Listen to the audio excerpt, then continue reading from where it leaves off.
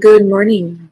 Good morning. Welcome back to Bookeemonsters. My name is PK. It is Monday, July the 7th, 7/7/25. We are here, which adds up to 7. If you're into numerology. We are here to look at the new releases that are published this week, and starting on Mondays, we look at the Cozy Mysteries. Hope you had a good and safe 4th of July weekend. And here we are on the other side of it. Quick announcements. I don't have any sprints tonight. Our next sprints are tomorrow night, Tuesday night at 8 p.m. Eastern. Good morning, Elena. Oh, no, you caught a cold on the cruise, and I was sick for like almost 2 weeks, but I'm feeling better. Oh, goodness, girl. I'm glad you're feeling better. I am reading Witchcraft for Wayward Girls by Grady Hendrix. That's a good author. And I went to the library and checked out one book and then had Starbucks and a grilled cheese sandwich, and I exchanged it for the hot tea instead of iced tea. That's probably feeling better for you. And made myself some hot tea. Oh, good. Kim says, good morning. Good morning, Mary. Good morning. Happy Monday, 7/7. Could be a lucky day. Could be, even though it's Monday. And Elena says, good morning to Kim. And Mary says, hi to Kim. All right. Let us jump into Cozy Mysteries.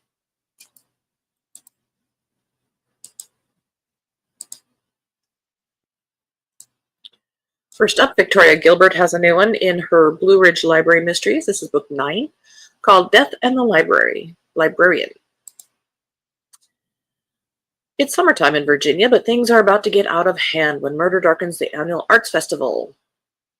Library director Amy Muir has always been suspicious of wealthy art dealer Kurt Kendrick. As a close family friend, the ties that bind them are strong, but his murky past is concerning, especially since he is the godfather to Amy and her husband Richard's 6-year-old twins. When a visitor to their small historic Virginia town is found dead after publicly accusing Kurt of committing a decades-old murder, Amy is determined to prove that Kurt didn't kill anyone in the past or the present. But the evidence Kurt's accuser sent to Sheriff Brad Tucker before her untimely demise indicates otherwise. With Amy's own aunt and and other older town residents corroborating some of the details related to the first murder, and a witness placing Kurt near the scene of the second crime, it seems Kurt is doomed to swift and severe justice. Amidst the fun and excitement of an arts festival that features the premiere of Richard's new dance company, Amy faces her own challenging performance, balancing her work and family life while dancing on the edge of danger.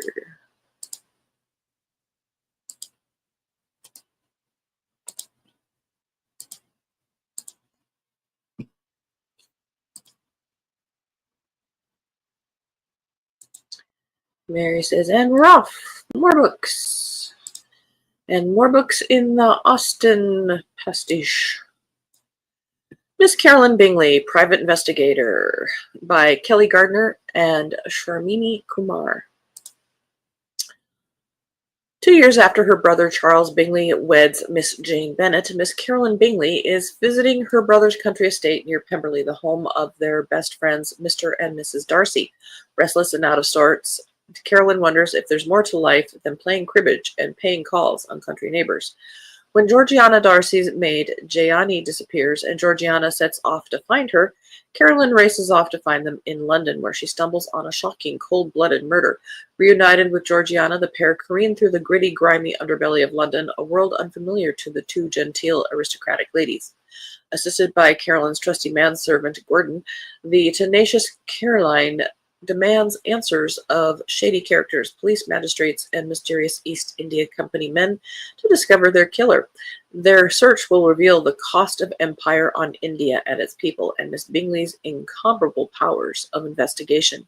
As Caroline puts her superior new talents to work, she finds out exactly what an accomplished, independent woman with a sharp mind and a large fortune can achieve, even when pitted against secrets, scandal, and a murder with no mercy.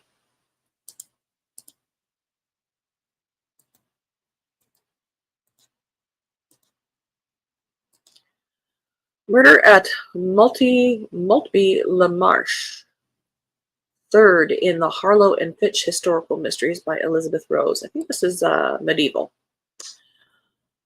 When Sheriff Zachariah Fitch hears about a corpse found inside the wall at Montby-le-Marche Abbey, he wants nothing to do with the investigation since that is where his estranged sister resides as a nun. But with the local constable asking for his help and Lady Vivian accepting the case for them, he quickly finds himself not only working on a murder, but having to face his ghosts of the past involving his sister. Lady Vivian Harlow has helped the sheriff on several cases, so when a ghost in the graveyard seems to be summoning her, she takes it as a sign that she and the sheriff must travel to Maltby-le-Marche to assist with a new murder investigation. Zachariah is her good friend from childhood, and as both of them have lost their spouses, a growing attraction between them makes her wonder if they can keep their relationship professional, as they've always agreed to do. An abbey might seem like a place of solace and sanctuary, but they soon discover that that is far from the truth. A sheriff, a lady, her bloodhound, and a little entourage that the sheriff does not approve of are soon headed to Maltby-le-Marche, where secrets, horror, and a very active ghost await them. It says the books can be standalones, but recommended to read them in order.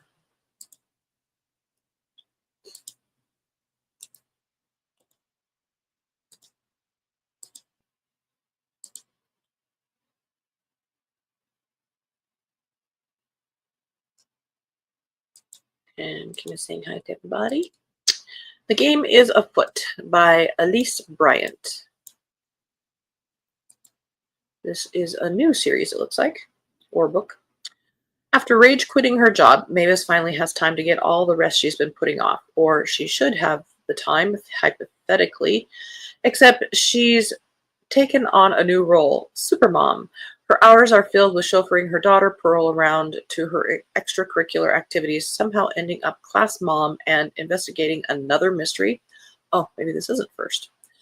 When Coach Cole, the director of the kids' soccer program, drops dead on a sunny Saturday morning, no one suspects foul play. However, the police soon discover something suspicious left on the field, making it clear that someone had it in for the coach. But who? Sure, parents got mad when he made their precious star athlete sit on the bench, but not that mad. Mavis is determined to find out, even if it takes her into the dark, dangerous underbelly of gentle parents and the MLM girl bosses. Plus, it's an easy distraction from everything else going on, like the panic attacks she keeps brushing off, or the fact that she's unemployed and totally lost as to what her purpose and path in life should be. And then there's her ex-husband who's back in town and doing everything she ever wanted, just as she's beginning a new relationship. Mavis knows a murder investigation probably isn't the self-care she needs right now, but how exactly are you supposed to take care of yourself when you don't even know who you are anymore? End of row one.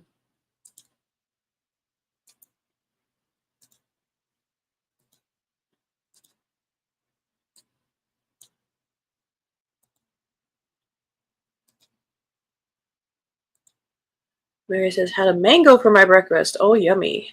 Well, I also had some cinnamon toast. That's if truth be told, that is awesome. Coffee tops the menu too. All very tasty. That sounds delicious. The World's Greatest Detective and Her Just Okay Assistant. First in a Merritt and Blunt mystery, or Tula Wahlberg mystery, depending. Oh, I had no idea. Both. By Liza Tully. Olivia Blunt is thrilled to be hired as assistant to the nationally renowned investigator Aubrey Merritt. She longs to become a valued contributor to the great detective's work, but Merritt is a difficult, exacting boss, and the learning curve is steeper than she expected. After weeks of boring computer work, Olivia is finally invited to join Merritt on an important case.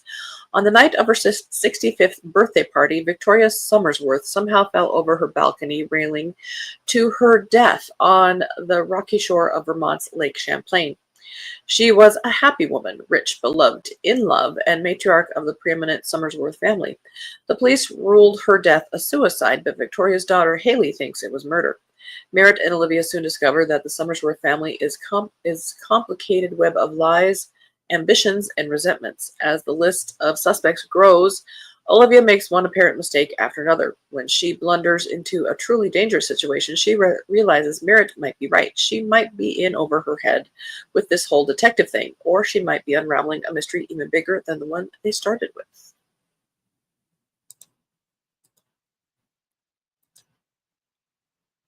That would be an interesting prompt for scavenger hunt things. A detective duo.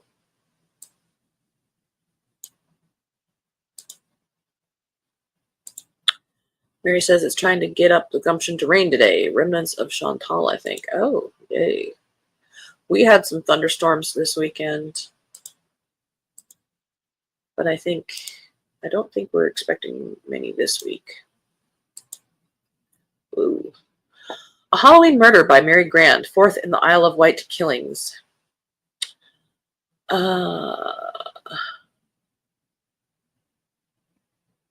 Let's see. Susan, there's blurbage, then there's description, then there's blurbage. Susan has always taken comfort in the peaceful rhythm of life on the Isle of Wight, but when her daughter Zoe invites her to a Halloween ghost walk at a remote castle, Susan has a sense of foreboding she can't quite shake. It's meant to be a bit of fun for the group of old school friends, the thrill of an overnight stay behind the castle's ancient gates. But when one of them is found dead, the weekend away takes a sinister turn. With the castle locked down and the group trapped inside, it soon becomes clear the killer would have been amongst them. As the police begin their investigation, Susan can't stand by and watch. She knows her daughter, and she knows Zoe's friends. None of them could be capable of such a terrible act, could they?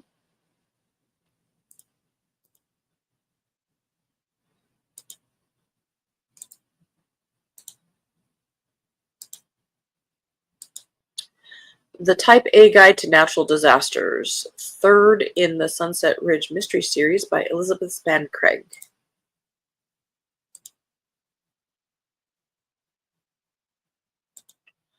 Mary asked, did you have a great day off on Friday? I thought of you and hoped you slept in as late as you could and lays about reading, crocheting, etc.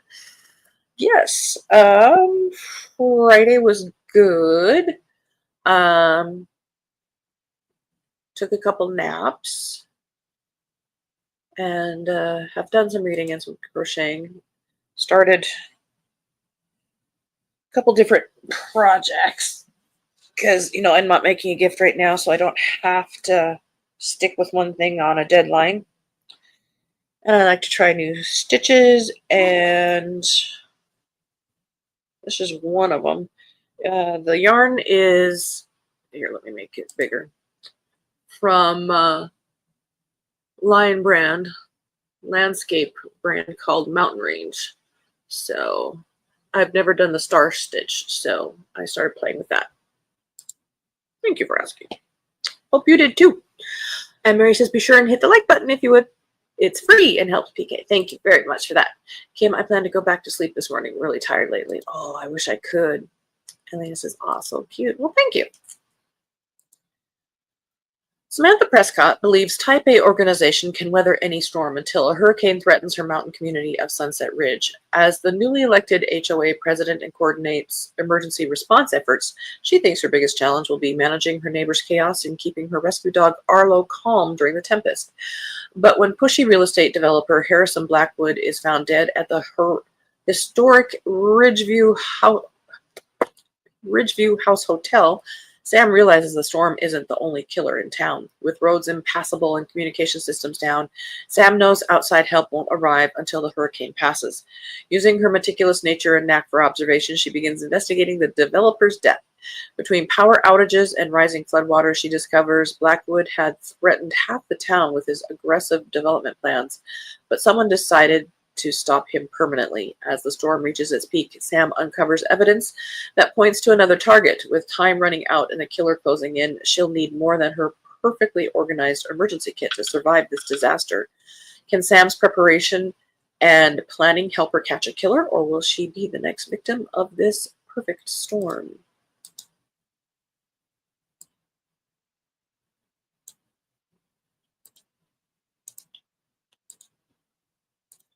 And Mary says, oh, I love the colors of that. Well, I'm hoping it's going to be a blanket. I got a bunch of that yarn because I think it's pretty. Well, thank you. Otherwise, 4th was mostly okay. I'm surprised the only really, really big night we had was Friday night. We're outside city limits, and we moved here 23 years ago, and this subdivision has always been ground zero. I've always said that. Just big, big, big mortars going off all over. Well, we call those party houses because they put off fireworks all day long and into the night. A new one. We have a new one. It's right across the street. Yeah, that was fun. Oh well. But I'm surprised both Saturday and Sunday were much, much quieter. Killer on the First Page by Ian Ferguson and Will Ferguson. 3 locked rooms, 3 impossible crimes, 1 determined sleuth. Miranda Abbott is back is back. The famous are descending on the town of Happy Rock. This time the stars are not of the screen, but of the page.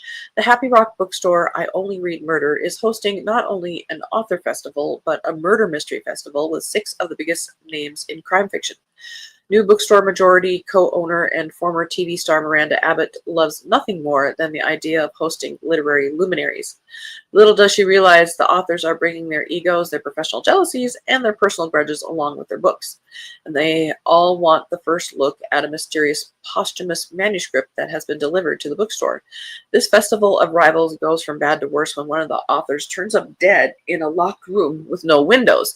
And this death is just beginning. No one knows which author will be next. Miranda's on the case, along with Edgar, her almost ex-husband, Andrew, her one-person entourage, Ned, the patient police chief, and the good people of Happy Rock. Together, they'll stop at nothing to solve 3 murders in 3 locked rooms and 3 impossible crimes. End of that row.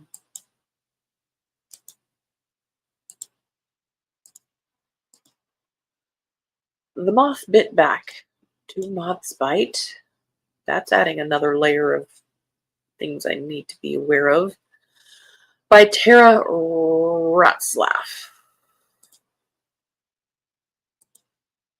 Marie says Friday went well for the girls, good, but Saturday night we weren't so lucky. Oh no, someone nearby really did themselves proud, and loudly too, more so than the actual holiday night. Ugh. They must have been working Friday and then said, yay, Saturday. We were the opposite. I was really expecting Saturday to be equal to Friday, and it wasn't. It was very much less, thank God. Keo's okay with fireworks. But being right across the street, it was really annoying, so we went downstairs where it was a little bit more muffled. And they were done shortly after 11, which kind of surprised me. Further down the street and in the neighborhood, they continued, but right across the street, they were done a little bit after 11. Carmen Karloff, owner of a native grass and wildflower seed farm in northwestern Minnesota, is busy with spring farming operations, prairie cabin rentals, and enjoying her relationship with her boyfriend, Nick, and getting to know his half-sister, Faye. When an emergency visit to the local dentist is required, she is shocked by the dentist's murder minutes after fixing Carmen's tooth. The death appears to be drug-related, and with no friends or family under suspicion, she's relieved there's no need for her to be involved. Her relief is short-lived when another dead body with ties to Faye is found in one of Carmen's burnt fields. When both Nick and Faye end up in sheriff's suspect list, Carmen is forced to investigate. In the process, Nick and Faye's past is revealed with surprising ties to Carmen's father. As she follows the clues to clear her loved ones, she finds herself in harm's way once again.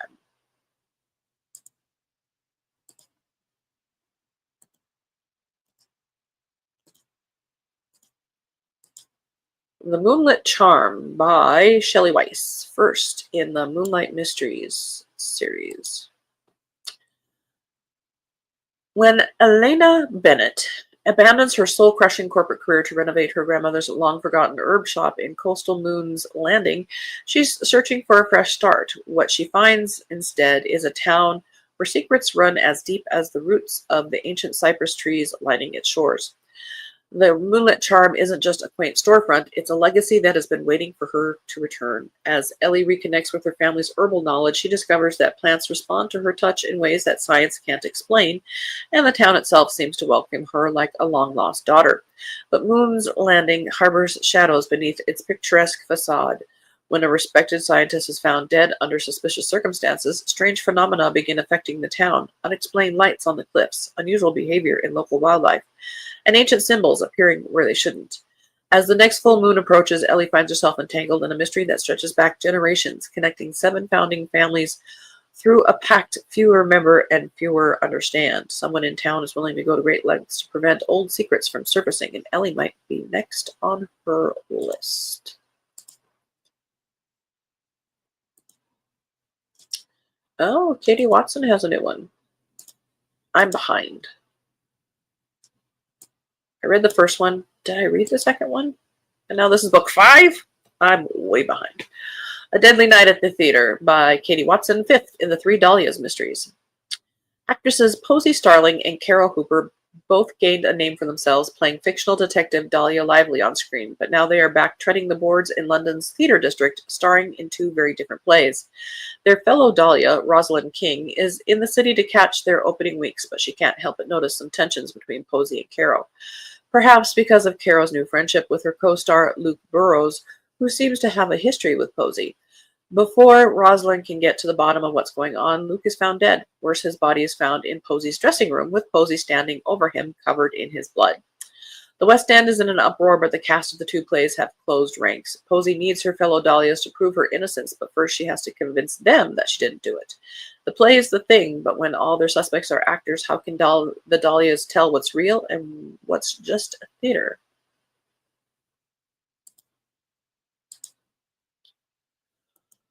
I should read the next in series for that. Add that to the list.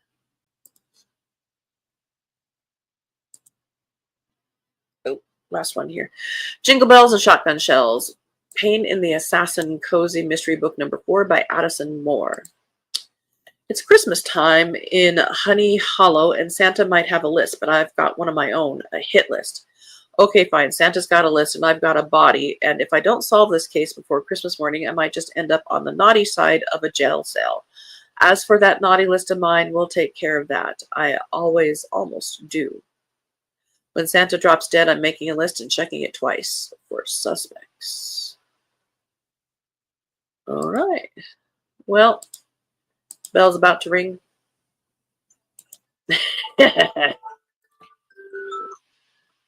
We'll do the rest either as the week goes on or on Friday. We're back to our regular schedule,